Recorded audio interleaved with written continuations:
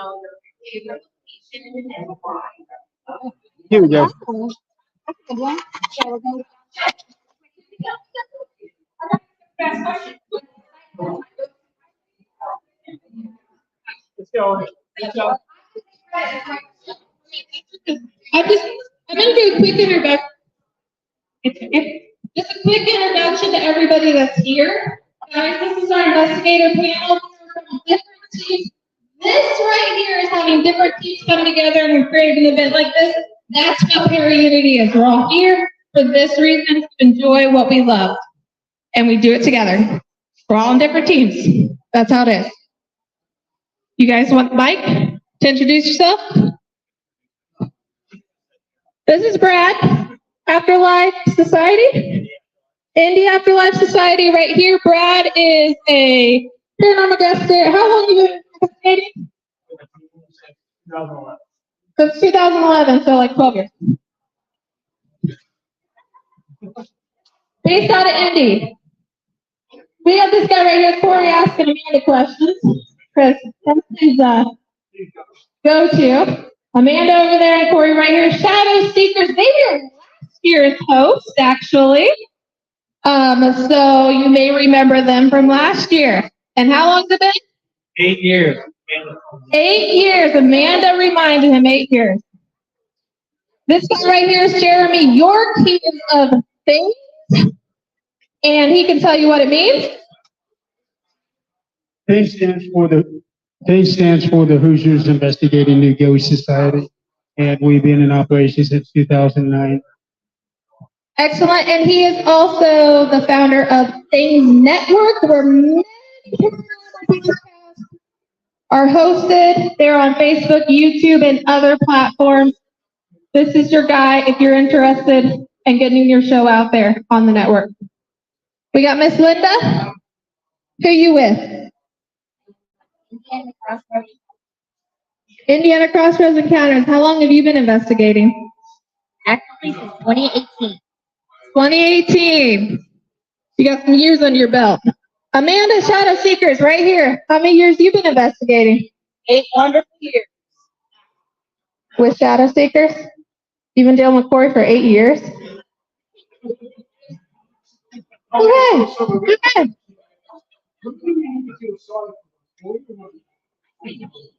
I say Amanda. She's my favorite Shadow Seeker. I'm just kidding, Corey. All right, we got TSTI right here. This is Jeff King. And he was the second year's host, right? Right? Okay, Things was actually the third year's host of this event. And how long you been investigating? Since about 2008 or 2009. A little before that, I know. All right, so you've been around for a long time. Okay, excellent. All right, we got Miss Teresa here, and Miss Teresa, you will be Paraunity 6's host. Are you getting nervous? Excellent. That's what we want you to feel. That's how I felt last year at the end of the day. How long have you been investigating? 23 years. 23 years. You all look like amateurs. Fair to her. All right, guys. So we are going to do questions for them. Are all questions appropriate and okay, or we got any like things we don't want people asking about?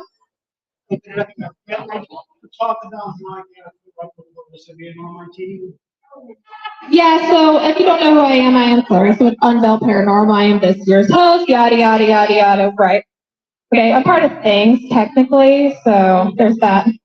I deal with him too. He deals with me. It's whatever. But I have a podcast that's on Things Network called Unveil Paranormal. So apparently that's why I get the MC for this. Because why not? All right. We have questions. Do you have anybody specifically you want to ask this to, or do you want to ask to everybody? You want everybody to answer? Everybody. Have any of you ever seen a legit ghost? Have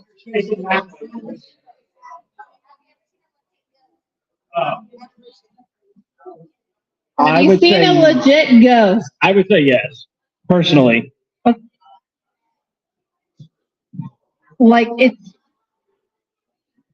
Like, it is nothing but a ghost. That is a legit ghost. You're probably getting cold or hot, or you're probably scared. You might pee yourself, whatever. Have you seen a legit ghost? I would say yes. I would say yes. Very cool.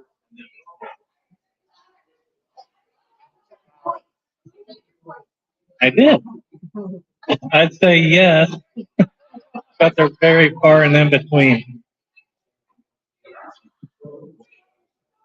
For me, I would say yes as well. Like Corey said, it's very far and few in between, and sometimes you just know when you see something. Yes, I have. Absolutely. I have seen at least 2 full-bodied apparitions. And also, I have had 2 pets pass away that I Yes, I have. Couple different occasions. It's kind of weird. The first time it happens, you're kind of scared about it. Then afterwards, you're just, oh wow, very cool. You're excited. You're able to actually see something that otherwise you can't explain as anything other than spirit. Yes. I've seen a couple full-bodied apparitions on the basement of my house. Yeah. All right. We got questions over here? Anybody? I have a question. And I can't take Liliana's question. So let me think here. Man, I used to be good at this. It's been a long time since I've done interviews. What? Hey. What are you talking about? What's your favorite piece of equipment? Investigation equipment, and tell us a little bit about how it works in case we don't know. I'll start because I have a mic. I'll pass it that way. For me, I'm a camera gal, so I use a Canon XA11, similar. I think it might be that exact same camera that Lauren has over there. I love shooting IR, full spectrum. Cameras are my thing. Very close second is my flux proximity.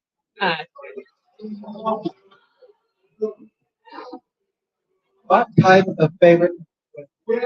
That's difficult because all different equipment we use for different situations. Sometimes camera's gonna work good, sometimes the fashion. If the K2 meter is gonna work. To me, it depends on what the interior spirit is used to, or if it's intimidated by the piece of equipment that you're using. I have seen old fashioned, thousands work very much. Sometimes it's yourself in your normal session. That's a hard one, because I really like my cat walk to light up. Those are all. Can't quite figure out how they do it, but they do. And my most favorite, I have to say, is probably my super recorder. I'm good at catching EVPs when they're running speed with the recorder. It cancels all that, so we can actually hear it live. Well, that was it. But I guess my go-to would be my Boo Buddy, honestly. It's a teddy bear that has EMF right in it. It also asks you questions. That's one of my go-to pieces of equipment, as long as Chanel says it's okay, I can bring it. She don't like it, but that's okay. My next thing would have my motion pump that I have. That's it senses from all sides of it, and it has a light that goes around. And then it turns red,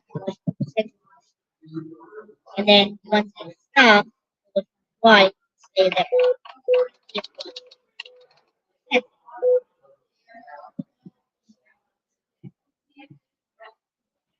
My favorite piece is a bit unconventional, but I always like to use a dog whistle on my investigations. because of the effects that it has on spirits. And it's something that's actually been what my team has been experimenting with for the last 3 or 4 years now. And we've talked to other teams across the country, and they've been checking it out because we got some theories as to what we can actually do with it as far as an end game is concerned, but it's still ongoing.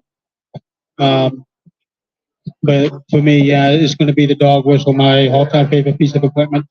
And one thing about the dog whistle is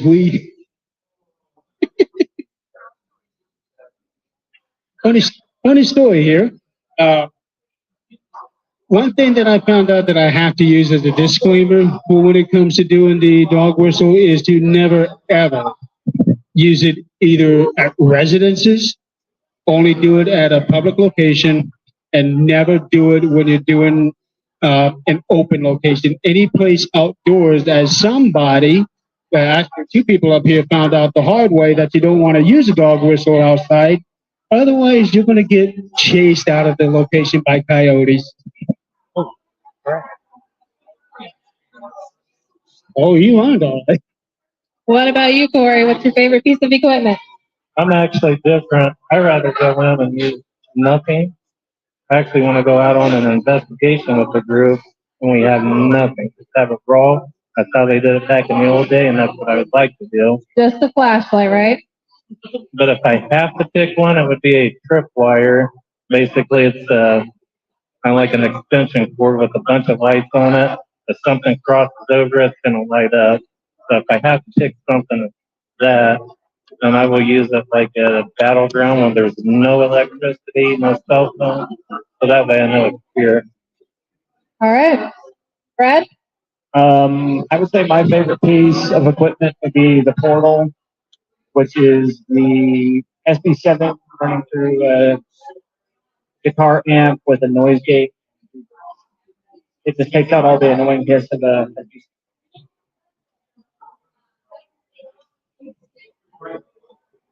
We got another question. Can I ask the same question? I would really love to know your favorite investigation location, like for fun, not necessarily your favorite investigation for like professional reasons, like your fun location that you can go back to all the time, and why? Like what kind of activity is prevalent, why you like it. I'll start. I have the mic. My answer is always going to be Fox Hollow Farm. Louder, please. My answer is always going to be Fox Hollow Farms. This house of Herb Baumeister, Indiana's most famous serial killer. I was there over 20 times. I got to swim in the pool where he killed his victims. I actually had the pool hose thrown in at me. I've had all kinds of crazy activity there. That's definitely my favorite place. It is closed to the public, but hopefully it'll open again someday. I actually have 2. One's in Monroe House. Every investigation there is different. If it's going to happen, it's going to happen in that house. The next one would be the Circus Hall of Fame. That's actually where I got started, thanks to Craig. That's where it all got started, actually. But out there, it's just so different. There's nothing bad out there. It's just fun. It's something I would take kids to enjoy. But unfortunately, we can't go out there anymore. But that's probably my 2 favorites. My 2 favorites. First one would have to be the Obey County Jail in Crown Point. For those who don't know about this jail, this is actually the one that John Dillinger escaped from before the police finally got him in the end.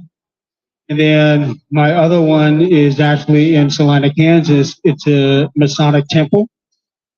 It is just an amazing venue there, not just for paranormal, but I will tell you this, some crazy stuff has happened there.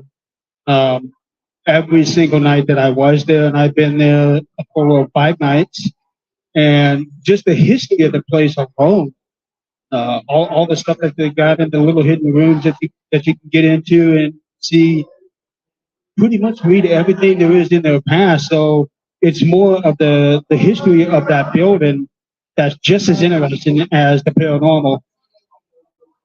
Yeah, and no matter which region you go in there for that specific temple, you are not going to be disappointed. So that one there ranks as my all-time favorite place. Salina, Kansas. That's hard. I really haven't invested in too many places in my life. The two places that I would love to go back to at any point in time. First one would be the Castle County Jail down in Indiana. Um, that location I've only been to a handful of times with the team, and so my second one would be Randolph Asylum in Winchester, Indiana. That was on my bucket list in 1915. So a lot of activity there. Yes. K County Jail does have a lot of activity, including upstairs in the women's area. Unfortunately, that one is closed down right now due to the girl that ran everything due to health problems. I would have to say Waverly Hills. It is rich with history. And every time I have been there, which I believe is approximately 5 to 6 times, there's always something new. Someone always trying to communicate with you. You're never gonna, I should say, you're never gonna be disappointed with not getting some kind of activity. And yes, it's just massive. And like I said, it's just rich with history, and it's just all around good place to go. I mean, I would suggest anyone that ever has a chance to go to Waverly Hills at least once. You will not be disappointed. We have our first repeat, I think. International Trip Hall of Fame #1. It is an absolute amazing place to investigate the history. You would not believe the people that have been there and stayed there. You know, you read about it, all your history, but as a kid, those things built, they were all right here in Miami County. Uh, it's history, after history, but it's a very cool place. You have residuals there, you have intelligence there, different circus performers that you have. They may have artifacts who've been involved with tragedy and stuff, so it's very, very nice. My next favorite spot, I love to investigate nature and the things that went on outside. You can go out in the woods, different locations. You can get in touch with either Native American ancestry that's been there. You can also find old settlers and things where there's no town, no houses there now, but at one time there were, and there were still people and souls attached to that thing. So it's very awesome to get out into nature, see what's actually out there with the inside. Mine, I'm gonna throw it back. Well, being from San Diego, I have two favorites. That would be the Bailey House. Under all the time. And also trying to get in San Diego Harbor. Those are those are my top two. Locally, which would be Waverly. My great grandfather was stationed there, so I have kind of connected. So yeah, and Chuck and I were there in August.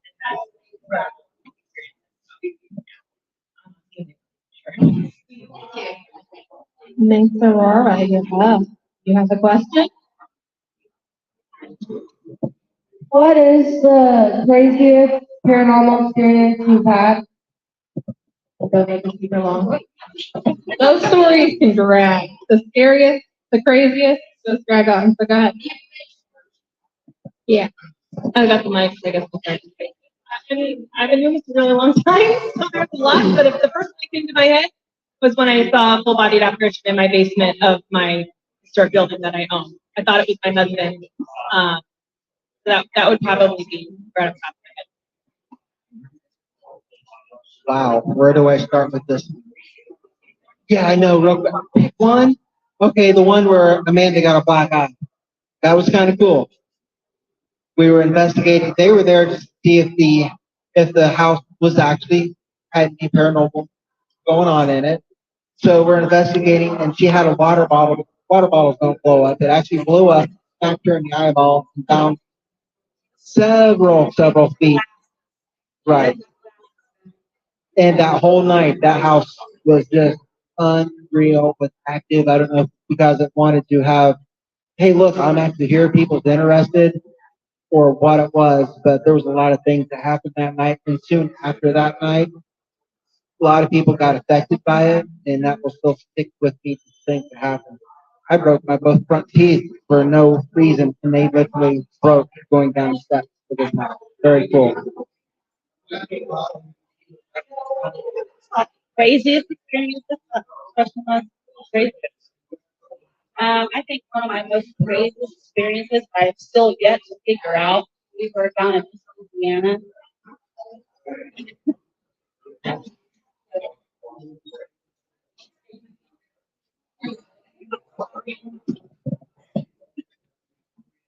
Whispers of Space. That's the place is called. Yes. And we were in one of the bedrooms on the second floor, and we noticed that the closet door had been open. So we couldn't remember whether or not we had one of us opened it or whatever, so we shut it.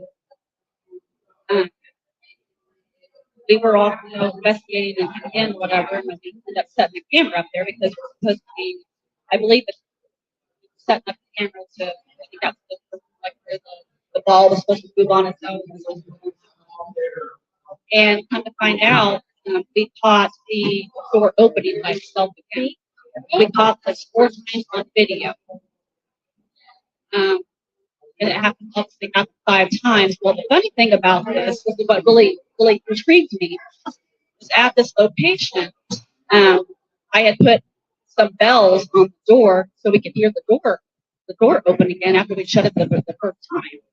And we had also put a penny. We got this great idea to put a penny on the doorknob to see if it would fall off. Well, we come back and the door was open. Penny was still on the doorknob. Bells never jingled. So we sat in there and did our investigation thing, and it literally happened right in front of us several times on command, whether to drop the penny or when the door open. You actually hear it click. Actually hear the door click and it would open. And we would actually ask the entity or spirit to either knock the penny off the door or to keep or to open the door and have the pin stay on it. It's kind of like let's see what we can do. I guess I thought we were nuts, like that doesn't happen. That's not logical. Each time we did something or asked it something specific, it would do it. That was one of the craziest thing I've ever seen. I've still yet to wrap my head. I even put a camera inside the closet, and there's nothing in the closet. I put a camera inside the closet. We had a live feed on the outside. We went back outside to kind of see what it would do or whatever while the live was running on our Facebook page. And as we came back in, it did it again. Going over the footage inside the closet, we see nothing. No shadows, no orbs, no anything like that. Just the door opening. The craziest thing I think I've ever seen investigating in the county jail, my daughter had just went home. She was in Chanel, my teammate, and we never got a chance to investigate the bullpen down there. So we were getting ready to investigate. Well, they had this mannequin in one of the old sheriff's uniforms, and I remember taking my daughter on the tour, and the mannequin's head was straight. And then when we went down to investigate, I was looking around with my flashlight, and I looked at the mannequin, and it scared me. And I'm like, whoa, but I'm shining my flashlight, his head was turned. I looked at Chanel, I said, hey, did you mess with this mannequin? She goes, no, why? I said, because the head was turned. Well, we turned the head back because I'm a picture taker and a video taker of the group.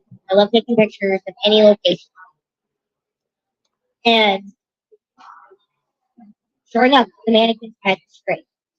Well, the hat was tipped, so we pushed the hat up, and then we seen it go back down. And we were sitting in the cell on the opposite side of the bullpen. So that was the craziest thing that comes to mind. And we still didn't get anything that night. So we don't know what Bob did yet. Figure that out. Jeremy, how about you? What is the craziest thing you ever seen? The craziest thing for us, I actually shared this one here with Corey and Amanda's son a couple years ago. We were at Waverly Hills. And for those of you who don't know about Waverly Hills, it is a massive, massive structure. 3 wings full of like 20, 30 rooms each. And we were actually wrapping up for the night. We were getting ready to call it a night, go back to our hotels.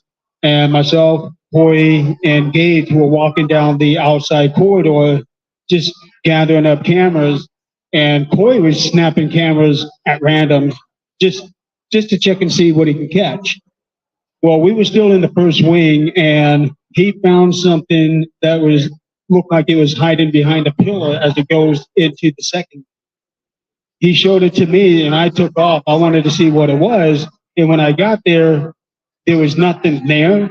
But I looked up, and about 3 or 4 rooms down, I saw something that looked like a human running through the room and into the next hallway. So I cut across the room directly next to me, and whatever was there was not there anymore. But I know I saw somebody running down that room, and I just wish I could have been able to catch up. Craziest thing to me were Randolph Asylum setting up camera. Me and Amanda, as we're walking through the basement off to my right, lobby thing, it literally lit up. Took the closet up. We were so close to actually to reach downstairs. So, we're staying drunk and all that. That whole night, basically, that was for everything. If it happened, it happened. They got scratched. So then I jumped to another location, you know. The thing that I saw in the closet, the guy used to have bad dreams. So he actually painted that. So just whispers. So as you go ahead and that thing that I saw at Randolph is actually in the painting right there. That kind of rattled my nerves because I didn't expect it when I walk around the corner. The scariest thing I've ever had happen, I would say, is the doors hanging open at the 50th after I know I was. We were walking up the stairs and I swung all the way open. I was, but it's probably the thing that scared me the most. I've never run downstairs so fast in my entire life. So we have a couple youngins over here. I want to ask a quick question. Okay. I'm going to ask a question, then I'll get to you. For those, over there, give me a second. Okay. For those of you that are not a part of the paranormal investigation team, when you're looking to start one, what is the best advice you can give to these people who have not been part of a team? I want to hear your best advice. Do it with people that you get along with. Do it with your friends. Do what? Start a team with your friends. People Right? you get along with.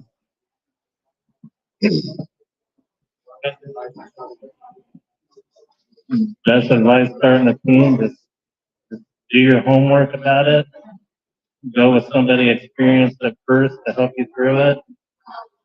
And enjoy it.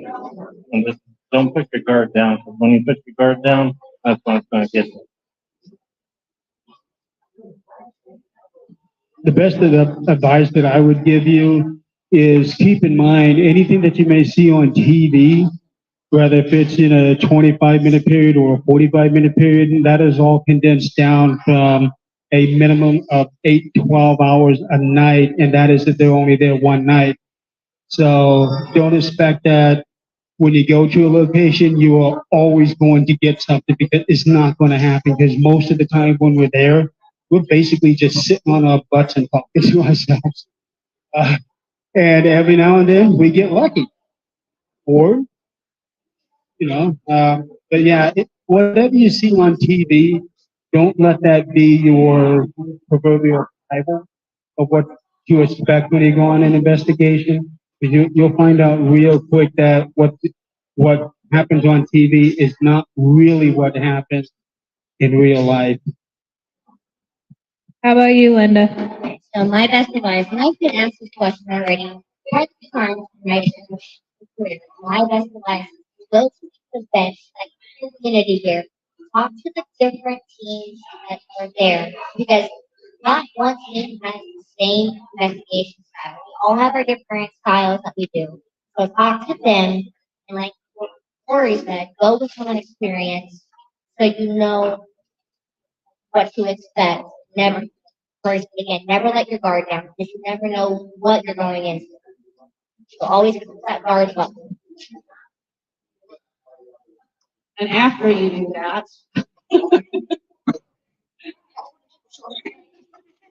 after you, I suggest you go to the actual location. First of all, do your homework on the location. Secondly, what homework doesn't work? What homework doesn't work? And also, make sure that you check for like you say you're doing like like something outside. Check for anything that might not be paranormal. Like you could have like broken gutters or do things in the daytime. So you can keep yourself from like having a fall or something. Make sure you move your surroundings because you're going to be doing this in the dark. And if you're moving around, you get hurt eventually. It does happen, even to seasoned investigators like ourselves. Just do things, check your surroundings in the daytime, and make sure that you have some lighting when you're moving around. Honestly, guys, seek the truth with an open. Now, in another thing over here, whoever starts back, get permission. I agree with that, like in this where we've done this for a while, but also find people that you can 100% trust. You go into a location and, I'm prepared, one of my teammates was like, hey, I just heard something. You have to like know that they're telling the truth and they're not going to embellish. And also be humble. Be very humble. Don't let it go to your head because that's how a lot of problems start. Thank you. Thank you. Those are all good advice from seasoned investigators. You have a question for us? So with the unfortunate rise in popularity of making it into Twitter and things like that, as different teams, what parameters do you do to ensure that people are not going to invest in your investigation? Don't go in public. I mean, really, because you're going to have background noise. I'm not saying I shouldn't say don't go in public, but I'm saying like public investigations are a wonderful place to start. That's you're gonna learn location. You're gonna figure out okay, this is what I want to maybe come back someday. But just know that you more than likely won't be able to trust any evidence that you catch in public. That's a hard one because a lot of people will try to embellish or downright fake their evidence or their experience just to get you there to investigate something that's not there to begin with. So really, really try to debunk everything, go into an open-minded attitude, and remember not everything you hear and see is paranormal. Look for the real truth and answers. And there's a lot of different things that can conduct or this stuff as like being paranormal, like you have to look for like mold, right in that. Those are things to look for. That could be a possibility of why people are experiencing what they are. I mean, there's other things that's a couple.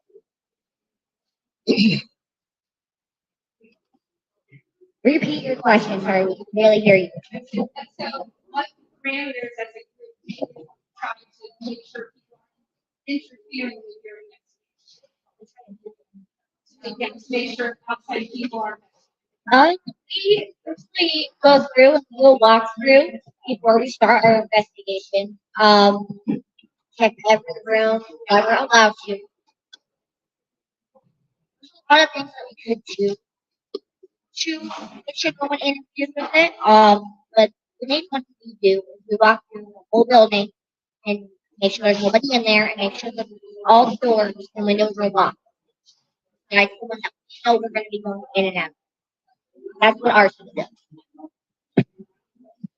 It's pretty much the same thing with us, making sure that all the doors are locked. And sometimes even that is not good enough because there have been numerous times with numerous teams where somebody would actually break in the middle of an investigation. I remember one team, I forget who it was, they come across the closet, open it up, and there was a homeless person in there when they know earlier in the night they did a sweep and there was nobody there. Somehow he got in there, even though all the doors were locked. But I don't want to say it's going to be impossible to keep people from interfering with what you're doing, but it's going to be really hard to make absolutely 100% because you can't watch everything at one time. Basically, you just got to do the best that you can with what the location itself will allow you. Some of the things I've done is before we actually investigate, whether we maybe unloading or something, I am a very visual person. So I will go through and just kind of visualize every single room before anybody gets in there and looks at the building. Just make sure nobody's in there, especially if we're in a big place. I'll go in there by myself. And then sometimes we'll take pictures of everything. So that way, you know, if we hadn't been in that room yet, that's moved, you know, we can go back. I mean, it's just, yeah, but that's kind of the thing. I've only ever had it happen to my team once or twice, and once was around the 4th of July, and people with firecrackers literally interrupted our entire investigation on purpose. So it's not real common if you just go out, but know what time of year you're going. And some people are really against it too. So locals are against it. They may mess with you. So. I'd like to add something to what Brad was talking about with the whole 4th of July because I was with him that night and it was me, him, and Clarissa. We were actually on the 2nd floor trying to conduct an experiment, and I did not hear it, but they heard what sounded like somebody coming up and rattling the doors. Brad went downstairs and she and I stayed up and he tested it out and sure enough it did sound like it. But the problem is when I was getting ready to leave, Brad and I were outside and I said something to him about firecrackers. So he went to the door and he found a whole bunch of them that looked like they had been used not even an hour before, which meant that those firecrackers were actually what we heard.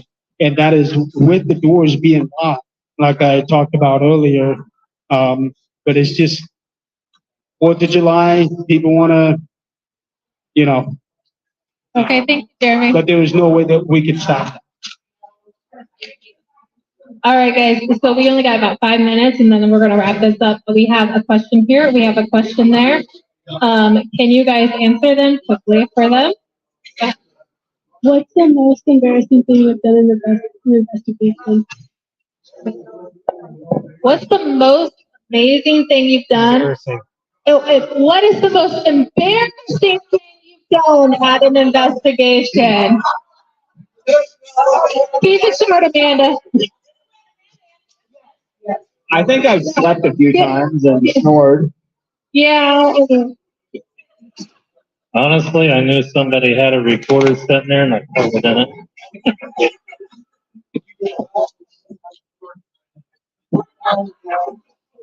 Well, this one here is not exactly an embarrassing moment for me, but it was for the other guy. It was at Waverly Hills. The guy was trying to sneak up behind me, try to grab me, but he got about 6 inches away from me, and I crop dusted him. Oh, I would have to say me walking into a wall, not paying attention to where I was going, and I was talking, and I walked straight into a wall. That was the most embarrassing. You can only pick one, Amanda. Okay. I was asked to go get a REM pod.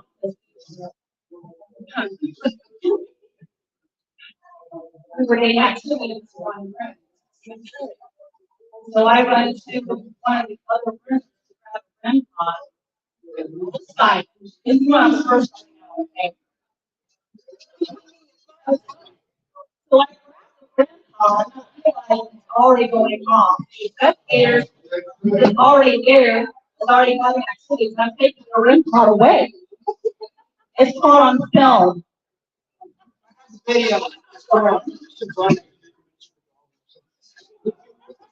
She knows the message the one that we forgot about the piano and that building, and she decided to end.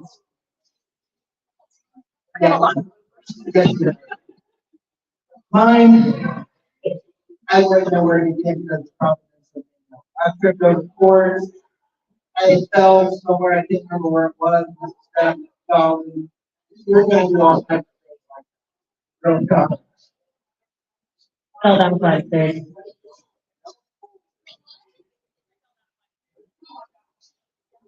Okay. Yeah, I got one question. Ray has questions to Teresa, since she's got the mic. Okay, it should be relatively easy. Actually, it's a two-part question. Is there a difference between ghost hunting and investigating? And if so, what are they? Is there a difference between ghost hunting and investigating, and if so, what are they? Okay. I mean, I'm a little thing, I still have people that say no. To me, That's what I was looking for.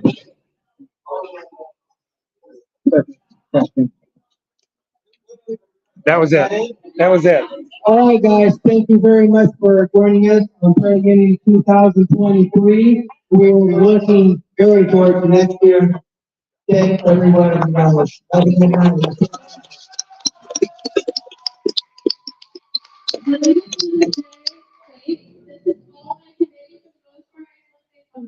Okay. These guys who making this happen. This is the team right here that has made this happen today. I didn't do it by myself, so thank you. And thank all of you. Thank all of you. Yeah, thank you.